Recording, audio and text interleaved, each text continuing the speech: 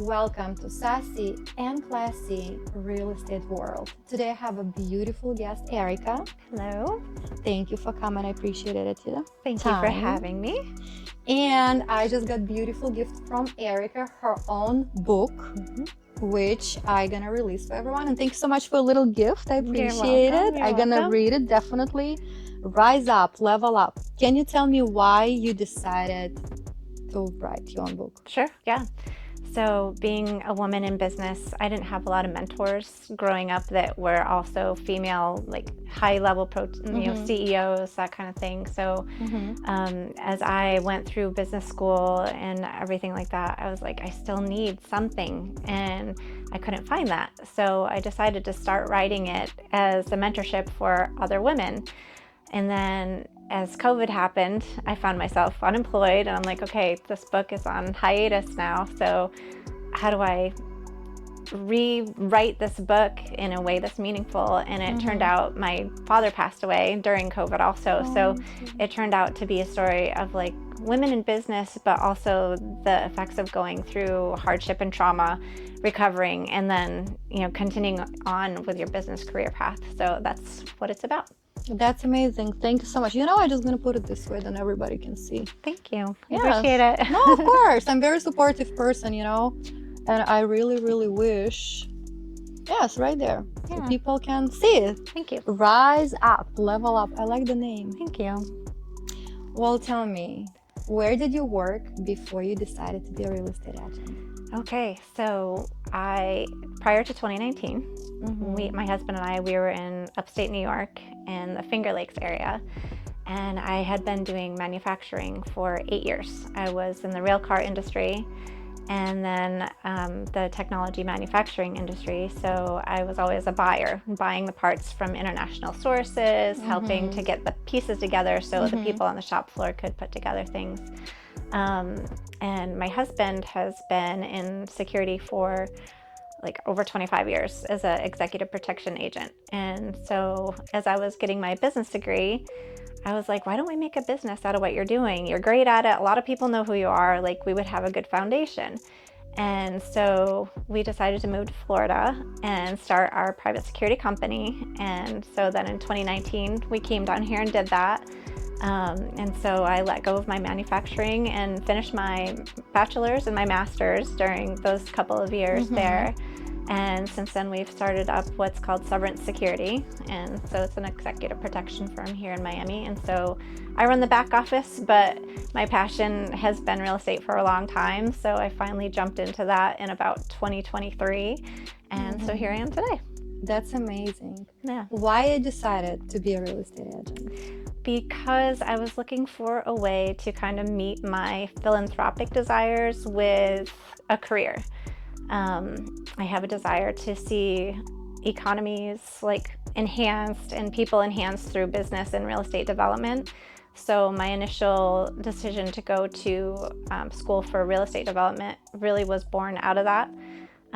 So that's why I chose that path. And being a new person in Miami trying to get into a real estate development career is a bit of a challenge. So I decided to get my real estate license and kind of work from the bottom up, really. And I work with a really great broker right now. He flips and fixes, and he also has developed a lot of different homes across the country. So it's been a really great opportunity to work with him and get some firsthand experience as a rookie. So yeah. I'm very happy for you. That's amazing, because not a lot of brokerage will really support you. I'm very happy for you that you have that strong support. For sure. It's a good place to be. I'm thankful. I'm very happy for you. Thank you. Thank you. Why do you think people should invest in beautiful Miami? In Miami, oh my gosh, it's one of the only places that I've seen. I've had some really bad experiences up in New York investing. Didn't make out as far as financially on those. And understanding real estate markets, there's either an appreciation market, or it's just like a cash in, cash out kind of, where in New York is more like that. Whereas Miami, it's really I just lost the word. That's okay. Take your time. Don't worry. Feel like you're home. Yeah. You're just having friends. Oh, yeah. Little talk, So, little yeah. girls talk. Exactly. So Miami, it's shown that it's really more of an appreciation market.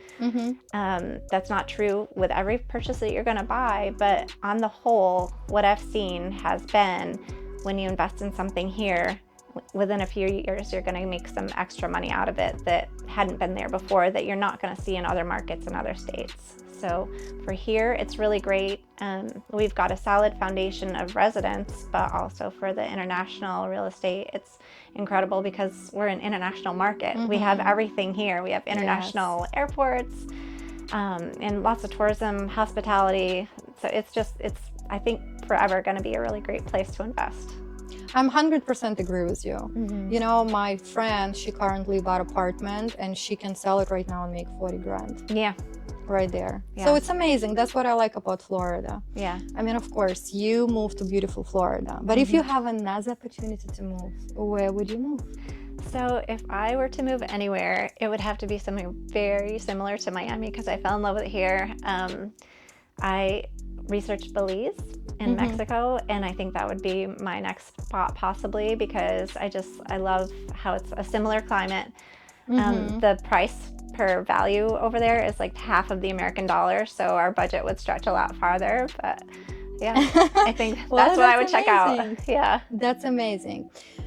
I will ask you some maybe little uncomfortable questions, but you choose if you want to answer. Okay. I know we're all making mistakes, you know, and I'm a believer that we learn from our mistakes and we become to be better. Yes.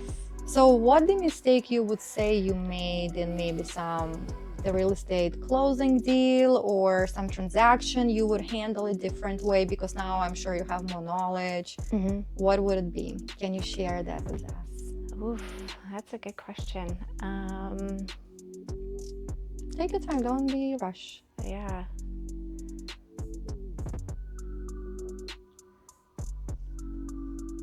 Yeah, that's a tough one because the sales have been slow to come. I think, honestly, understanding how to market myself has been my biggest growth challenge.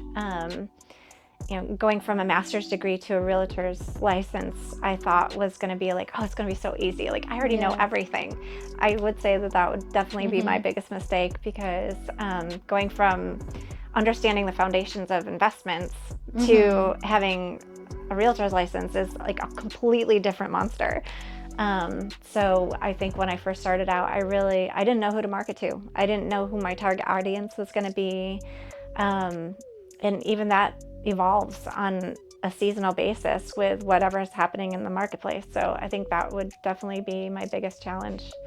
Other than that, like I've been fortunate to be mentored through my transactions. So I guess I really haven't had a really big transactional flub, but yeah. No, that's amazing what you share now because, you know, like I spoke with Leonardo, he shared his fears and I feel when you overcome like your fear and when you really think about it, you start growing. Like now you know on what you need to focus. And every time when I speak with everyone, I'm like, she's 100% right. You know, because you need to know who is your client. You know what I find out? I like oceanfront property. I mean, of course we all do. Private beach, sand. Exactly. But I feel when you start focus on something that you like I would live here, I would live there.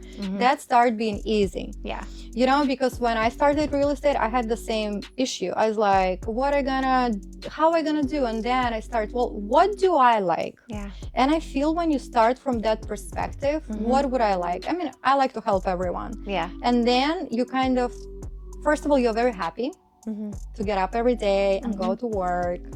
And that's, I think, when everybody will find that niche, what you like to do, that's how you're gonna find your customer. Yeah. That's how I found it. Yeah, no, that's amazing. Yes. Okay, we'll talk about the fear. What about some house that you remember, it stays in your brain and you're like, oh, I love this house, I would live there, or you were really happy to help that client? Yeah. Can you tell me about it, please? Sure. I think the best experience I had so far would be with a veteran client of mine. We actually were just friends on Facebook for quite a few years, and we would talk back and forth every once in a while. He's big into helping veterans with PTSD and stuff like that, and my husband's former military as well, so it's a issue close to my heart. And so one day I was just randomly on Facebook, and he was like, "Hey everybody, I'm moving to Florida." And I was like, "Where? I'm a realtor here." And he was like, "Oh, I had no idea." And so it turned out to be really cool because I hadn't had a chance to meet him yet, but we'd been trying a couple of different times to connect and meet when he was down in the area. And so it was just a funny circumstance because I reached out to him, and he was like, "Actually, I already have a realtor, but if things don't go well, then we'll switch over and I'll use you." I was like, "Okay." So I'm thinking like, great, move on. It's okay. Like he already has somebody. A week later, he calls me up. He was like, "This is not working out. Can you show me houses?" So it was really cool because like that following weekend, we did a marathon house hunt. He was still living up in another state and was transitioning down here with a new job. And so we did a marathon. We did literally like 12 houses in one weekend. And one of the houses that I had pulled up to find for him, like it just hit my spirit. Like I instantly knew like that would be a right house for him. I didn't say anything. And then he and his wife send me the same house. They're like, "We really like this one." Well, I didn't get to go with him the first day to see it, but he went to the open house, and then he calls me up. He was like, "I love this house." And I'm like, I knew you would. Amazing. Yes. And so it ended up being the house he bought. We saw it again the next day. And so I think that was just really special because it just showed me that real estate for me is way more than just transactional and relational. There's always just that extra unit to it that's like, when you're helping people find that perfect situation for them, there's going to be something that's going to connect that's like, that's absolutely right. And so I love being able to have that experience with people. That's amazing. But also I feel like we're helping people. Yeah. That's what I like. I like helping people. I mean, with advice, I help people in a different way. And I'm the type of, I'm supporter. Like, I was like, please buy Erica book. I am. And I feel if everybody would level each other up. Yes. That's going to be a completely different world. Absolutely. And like the another thing why I'm doing my podcast, because I want real estate agents understand if they cannot deliver to the client, always reach out to someone because you have a lot of knowledge. So like, let's say I know if I have a question, and of course, I was like, we're gonna figure it out, the pay and everything. But if you would focus on a client, you don't have to even worry about anything. Yeah. That's what I tell everybody, like just deliver to your client and then you don't have to worry about anything. Yeah, exactly. Well, you told me how much you love real estate. It's bringing you a lot of pleasure. But if not real estate, what would you do? Oh, gosh. Probably more with my art. I like to paint just whimsical, fun, silly pictures. I finished a turtle recently. Wow. Yeah, it was just something whimsical and fun. I was playing with, I've been studying a little bit of sacred geometry. And so I tried to incorporate a little bit of that into the turtle and made some just fun, random That's amazing. Yeah. You're very, very, very talented. Thank you. Yeah. No, you are. You're very smart. You're very talented. What would you recommend for new real estate agents who just got their license? Which advice would you give it to them? I would say work probably the most, like work your business, but work the most on becoming solid in who you are. I feel like I didn't really start seeing success until I was able to let go of some of those little subconscious, like, oh, I can't do this, or I can't talk to this person, or I'm not good enough yet to do this. Like once I started doing some of that internal work and letting go of that kind of stuff is when I finally like saw my first sale beyond a rental property or something like that. So I would say Make sure yourself is like a whole self. Don't worry about just making the money. Worry about making sure that you're bringing your whole self to the table, because that'll help give you satisfaction, and your clients are going to feel better when you're more authentically yourself too, I think. It's very interesting that you mentioned that, because last time when I spoke with the previous guest, I said the same. If you stop focusing on your commission, you will be very successful. Yeah. Just focus to deliver. Yeah. And I hear that a lot from all different real estate agents. When they started, it was so hard for them to start communication with a client. Yeah. I had a closing business for 10 years, so I always was around people. So for me, that wasn't an issue. Yeah. But sometimes you like, what I'm gonna say when I pick up the phone, and like you said, just start, do the work. Just pick up your phone, answer the phone. And a lot of clients told me, "Oh, Katrina, you always answer your phone." I'm like, "Yes." And they're like, "Well, not a lot of people do it here." I'm like, yeah. "Oh, I'm just curious then how they closing the deal." I have no idea. I know. I mean, I understand we live in a beautiful Miami. We want to be under the sun, by the water, but still, we always come back to the same: deliver to the client. And then, I always ask the question, do you think the real estate agent should have personality or knowledge? If you have to choose between two, personality or knowledge, what do you think? That's tough. I mean, I think around here, the thing that stands out most is when we're professional. When we answer the phone, when we're not trying to push for them to buy something above their means. I think it's, for me anyway, I tend to come across with my professional front first, because I want you to see that I have passion in what I'm doing. But, as we get to let ourselves down, our guards down a little bit, then the personality can come through a little bit. In my marketing, in my advertising, sometimes I'll go a mixture of the both. I'll do the professional, like, I'm going to teach you about how do you do this. But then on the other side, like I just completed a silly little 30-second commercial the other day about the market rates coming down. Yeah. It was just like it was a cartoon that I created on AI, and it was just like, the rates are coming down, and it was like exciting and fun and silly. And it's like, so I don't know. It's like, I figure if I'm creating content and I'm keeping myself out there, somebody's going to link on to either the professional side of me or the silly personality side. And either one of those, like, depends. 100% agree. Yeah. Well, how I met Erica, we went to the class and we both global real estate advisors. Yay. Yes, we're very proud. Not a lot of people have that license certification. Yeah. Everybody call it different. Yeah.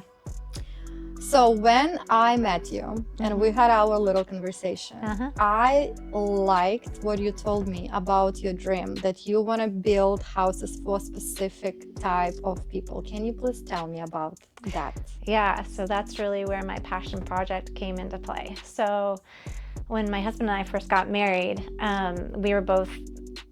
I was really interested, and he was already heavily involved in the human trafficking rescue. He had been in Haiti in 2010 when they had the earthquake and rescued children that were at risk of getting kidnapped. And since then, we had partnered with different organizations that go overseas and rescue internationally, as well as within the last couple of years, starting to rescue here domestically. We act as nonprofit advisors. Will help do the research to find missing children, missing adults sometimes, and we'll report it up to the federal chain of command, so that, like, say the state gets the credit for something that maybe we helped on the investigations for. So that's kind of where my real estate passion came into play, was watching him go overseas several times and rescuing these children. What I learned was that the biggest problem with human trafficking is poverty and lack of education and lack of business. And so it was really my idea to get a business degree so I could help understand how to formulate a business. So that way I can create it into something duplicatable, so that as I start building this process, we would have some kind of formula for enhancing people's economies and their lives by showing them how to create a business, showing them how to run a business. And safe housing was also another thing that was a really big target issue for me. So once I read about real estate development being a means of enhancing local economies through job creation and safe housing, I was like, that hits like all the bells for me. So that's when I decided to go on for my master's in real estate. And so my future hope and desire is to internationally create rehabilitation centers for people that have been in human trafficking, where they can get a complete rehabilitation from the intensive trauma care to job recreation and slowly transitioning back into a normal society where they can be a fully functioning human, enjoying the life that they're deserving to have. So this is amazing. You know, when I spoke with you at the class, I couldn't forget you. That's no, seriously, just not a lot of people who can give, you know, and a lot of people just, oh, I'm taken. It's always giver and a taker in this world. Yeah. But that story amazed me. Thank you. So what are you looking for right now in help-wise for your project? Right now, help-wise, I'm in the beginning stages of considering putting together a 501c3. At this point, I'm expecting the organization to be run as a nonprofit, but I'm kind of toying with the idea of just keeping it like as a regular for-profit type business, because it would be a medical style rehabilitation center. So I'm still kind of researching a little bit of that. I guess my biggest ask would be if anyone has really good in-depth knowledge and understanding of the medical tourism. I feel like that's going to tie into it because people do travel for medical procedures. And